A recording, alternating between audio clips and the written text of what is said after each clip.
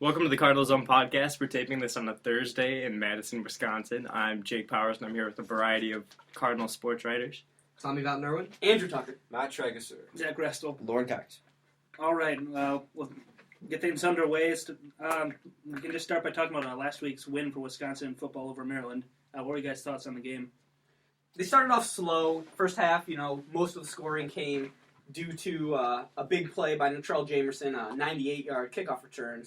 But second half, their offense really came alive, and Maryland scored a bit on the defense, so maybe the defense has to work a few things out in this bye week. But overall, the team looked pretty good in that second half, especially. Yeah, I thought Joel Stave came out in the second half. It looked a lot more confident, looked a lot more composed. Just kind of seemed like in the first half he didn't really know. It just didn't look like the same Joel Stave that we had seen through the first 7 or 8 weeks of the season. But then they came out in the second half. They kind of changed a few things up. They got the running game going a little more then to it, and that really helped open some things up. And then, I don't know, he was back to his accuracy that he seemed to be able to find. It seems like some games, you look at the Iowa game, and it's just general inaccuracy that you're kind of just like, well, why did you throw that throw? Why wasn't that on target? You've made that throw before. And that was the kind of thing you started to see in the first half of this game. But then second half, I don't know what adjustments they made, but whatever it was, it worked, and he really found a way to string together long drives and get momentum going for the offense, and they were able to come out on top.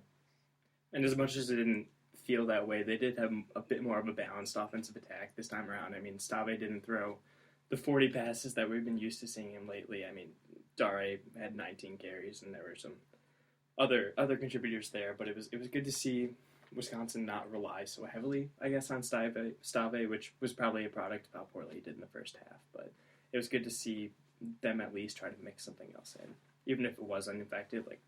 Dare didn't do that great, but there's a bit more of a balance there, which was encouraging to see. So a very late bye week this year for Wisconsin. They're at 8-2 right now. There's been some bumps in the road, but at 8-2 record's nothing to scoff at. What are you guys' thoughts on the season so far for the Badgers? I think, a lot of people looked at the schedule before the season and said, wow, they could easily be, only one loss, be 9-1 at the bye week, but people really underestimated Iowa. I think that they're a lot better than people thought. So, for what they've played, I think they've won most of the games that they should have won. They could have won Iowa, but I think Iowa's a good team, so there's really no shame in losing to them, even though they could have won. So I'd say that they're doing maybe worse than some people expected, but I think they're doing well for what they've been given.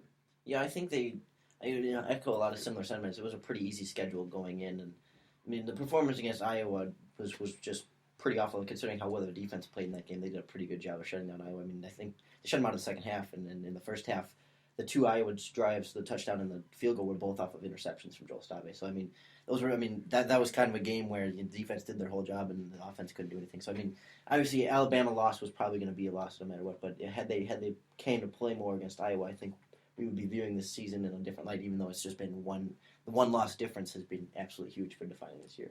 I really expected them to sort of catapult out of the Alabama game because they played them tough. It wasn't, it was a quarter and a half maybe that they were right in the game, and then things kind of got out of hand when it was clear that Wisconsin wasn't going to be able to run the ball any longer, and Alabama sort of came into its stride on offense, and it was encouraging to see them play Alabama tight for that short period of time, and then they blew out the rest of their non-conference schedule, and it was just Iowa was just such a letdown, and those two scoring drives that Iowa had, not only did they come off of turnovers, but they're also within Wisconsin side of the field. You really can't ask for much more than what the defense did that game. And since then, they've really sort of taken care of business. It's been ugly in some cases, and they're still trying to work out not having any sort of real rushing attack, which is a problem for any football team. And, I think one of them was a Joel Stave fumble on a strip sack, and one of them was an interception, but the point remains the same. But as far as, their light schedule goes, I have to imagine that if they were playing a tougher schedule, if they were on the other side of the Big Ten, if they had to face some of these tougher Big Ten teams this year, we wouldn't even be in this discussion of what could have been for the Badgers, because this team, they've had some close games. There were a couple quarters against Purdue. You're kind of like, I don't know. Most of the Illinois game after Joel Stave left was kind of like, I don't know if this team's going to put out, and then even Rutgers at first. Through the first quarter, so it's like, and then last week Maryland first half, it's tied going into halftime. You're like, wow, is this Badger team going to lose to Maryland? So, I have to imagine if they had to play Michigan or Michigan State or Ohio State or any of the upper echelon Big Ten teams. It'd be interesting to see how they play against Northwestern because they're kind of on that higher end. Because we just haven't seen a lot of stark competition for this team, and when they have played good teams, they've lost. That's been kind of the season of the Big Ten as a whole, though. There's been multiple games where Michigan State, with 4 minutes left, was barely beating Indiana, ended up doubling Indiana's score. But Ohio State, Maryland played them tough until, I think, the third quarter. So I think all across the Big Ten, there's just been a lot of, strangeness happening. It's a weird year for the Big Ten. One of the top teams is Iowa. Who saw that? Michigan coming in, having a great start, and then, kind of faltering a little bit, but still playing well. It's definitely not the teams that people thought would be, like the 1-2, 1-2, 3. If the Badgers can finish with 2 more wins, they'll finish at 10-2. In all likelihood, they will not be playing in a New Year's Day bowl game for the first time since 2009, I believe. Unless Iowa completely collapses, they will not play in the Big Ten championship game.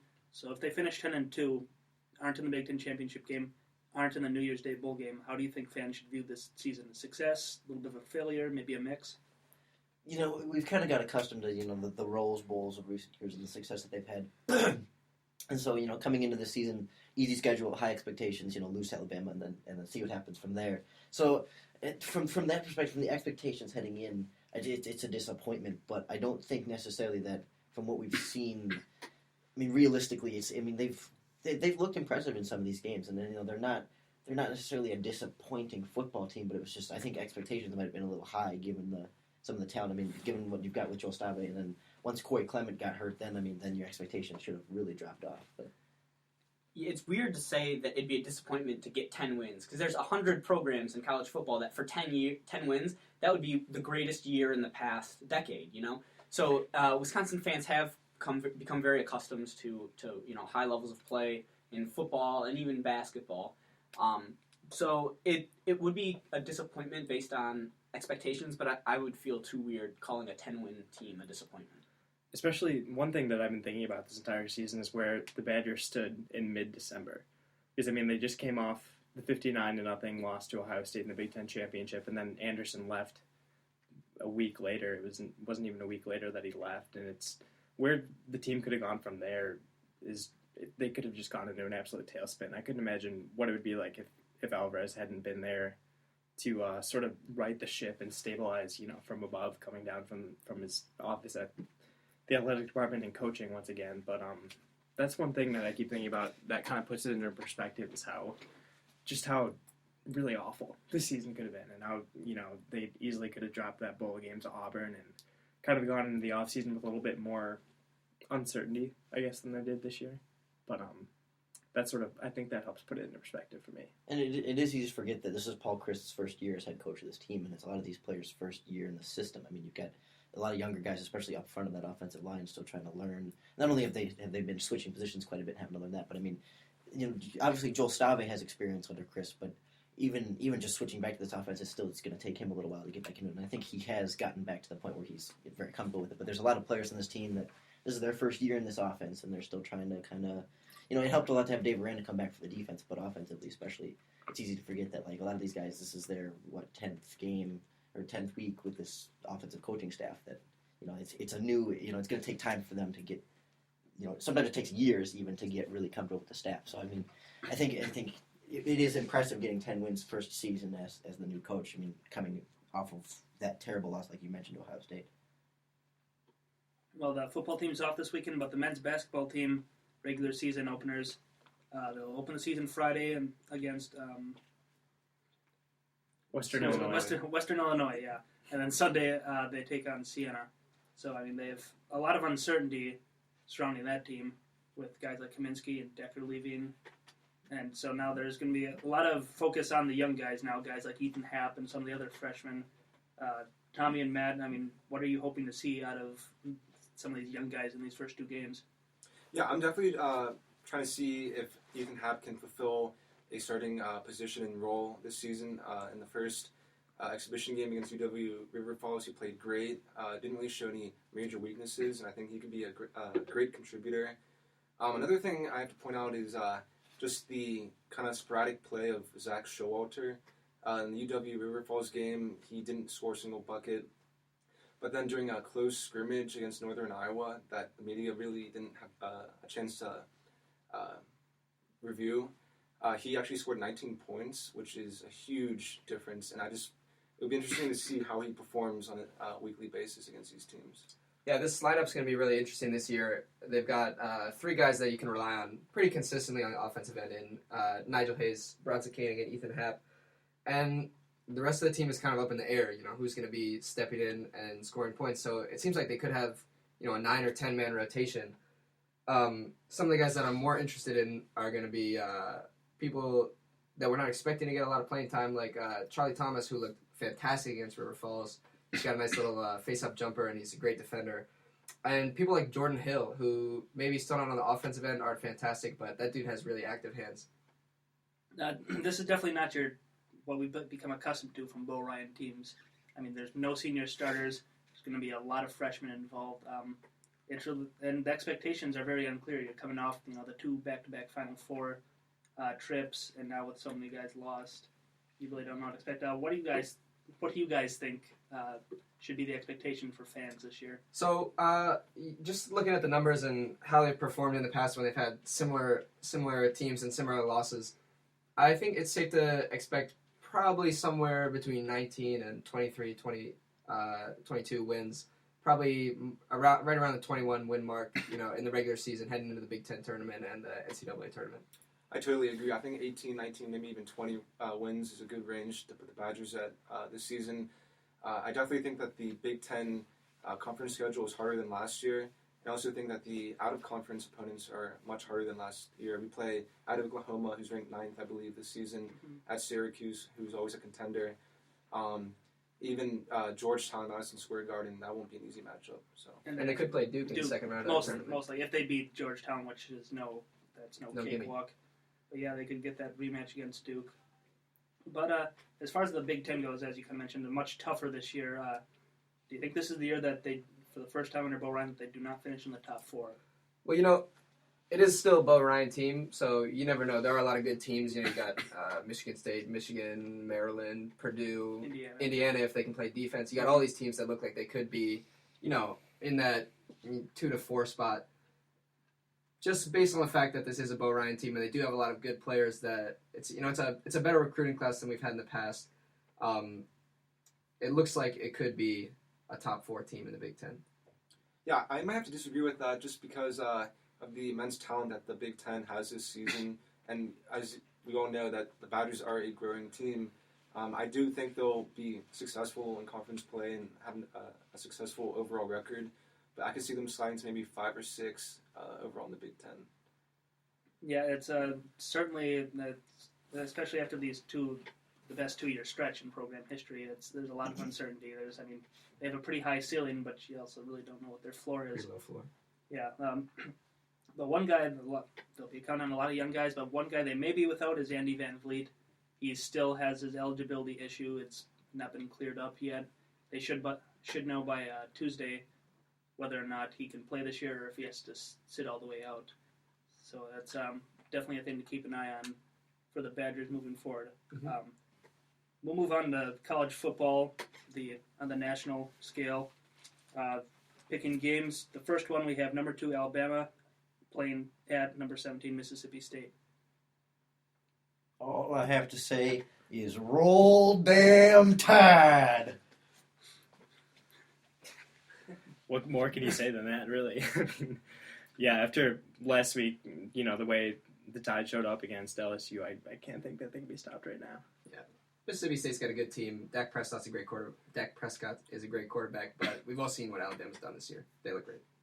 Yeah, I think Alabama's going to roll damn Tide in this one.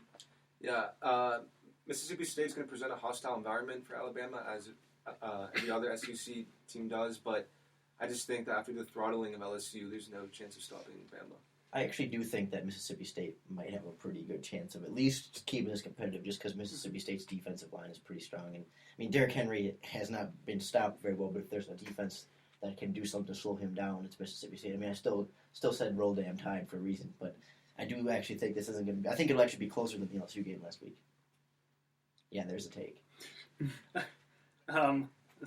Big game this week in the American Athletic Conference outside the Power 5, but you have number 21 Memphis, who's 8-1, though they're coming off a loss to Navy, playing at number 24 Houston, who's 9-0 right now. Yeah, I think it's Memphis's game. Last week was another weird one against Navy, and Navy moved up to what are they now? Somewhere in the 20s, I think. Yeah. Maybe even high teens. Yeah.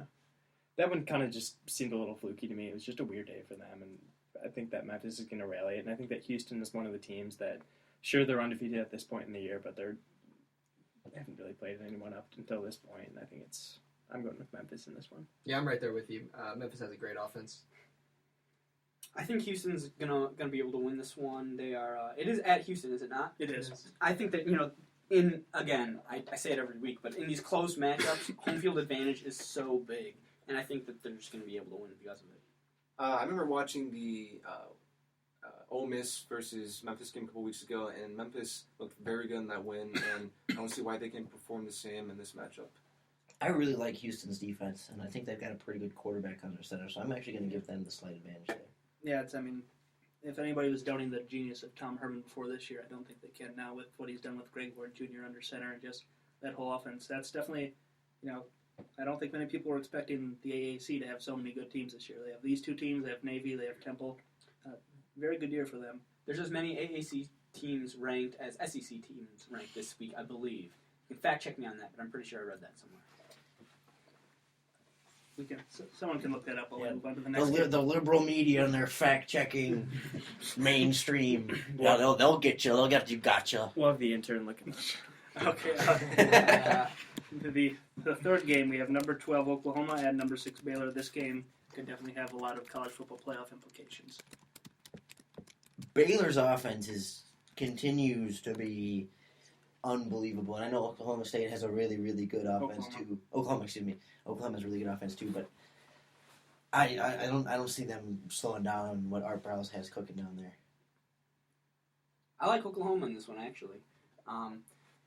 I don't know. I just feel like Baylor was gonna eventually stumble at some point, and then after they lost their starting quarterback, I think that just makes it more likely that they'll stumble. And don't get me wrong, they're a good team, but last year, there was only one undefeated team going into the playoff, so I think that they will probably lose this game. It doesn't kill their college football playoff chances, but I think they will lose this game to Oklahoma.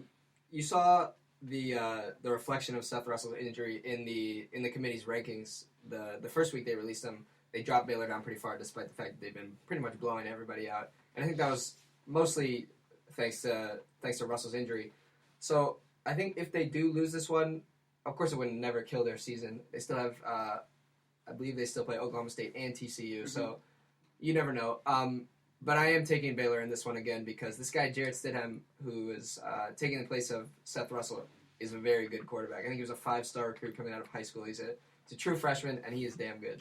Yeah. At this point in the year, I don't want to put too much emphasis on the playoff rankings, but I mean, when Baylor's still on the outside looking in with an 8-0 record, and just the way they've been playing this year, even though their quarterback goes down and there are questions about that, I feel like they're a team. I don't want to say this, but I feel like they're a team that they feel like they're on the outside looking in, and I think that has a lot to play in this one. So I'm going with Baylor I here. guess something to prove.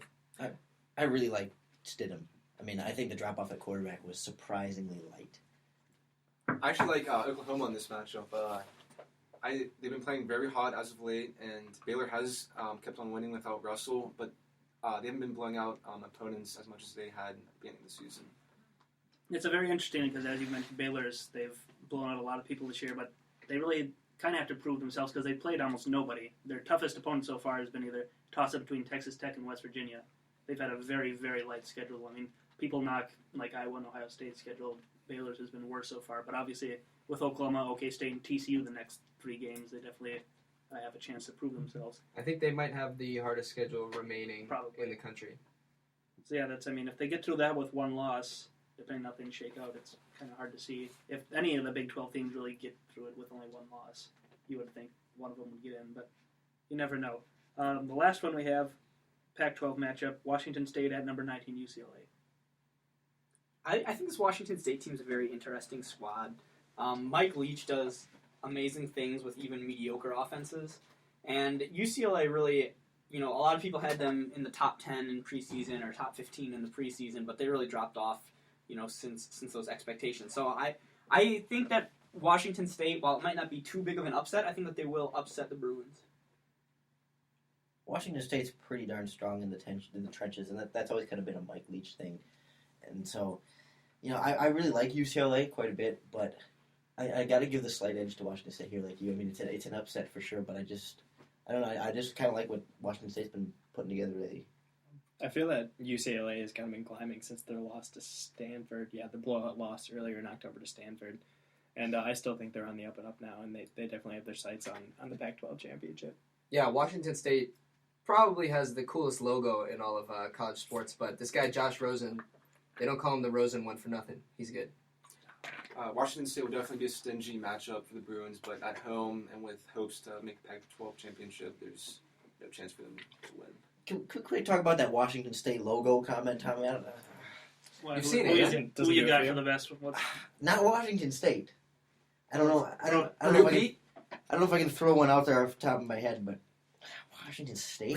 Have you seen it? Yeah, it's like a W and then like It's creative. the S in the mouth of the thing, but it's like, Yeah. it's creative, but is it? it stands out. I mean, I guess I don't It's know. up I there. just feel like it doesn't stand out any more than like a TCU or anything like that. Like they're like, oh, it's kind of cool, it's kind of different, but I don't know. TCU. Yeah. It's just a frog. Yeah, well, it's kind of weird. It's not made It's a- out of the it's letters a horned TCU, frog. though. It's a horned bit. Yeah, See, how if many you're gonna go horned with a frogs? Texas school with a cool logo, why not go Texas Tech with like Theirs the is two kinda cool. T's, like kind of like inlaid on each other? That's a pretty cool logo. And it's a sword, isn't it? is it? It makes a sword at the bottom. Maybe not. I don't know. I think had- you might be mixing up like It's the Titans. old Titans logo. Yeah, that's what I'm thinking of. Yeah, that is not a sword. That's two T's is what that Well, then is. it's not as cool. And then I'm still taking Washington State. All right. Getting back to the actual game, I know that it would be an upset for Washington State to win, technically, but also this is a Washington State team that a couple weeks back they were a very badly missed field goal away from beating Stanford. So it's that you don't want to sleep on the Cougars if you're UCLA. Thank you for listening to the Cardinal Zone podcast. Tune in next week for the next edition of the podcast. Thank you.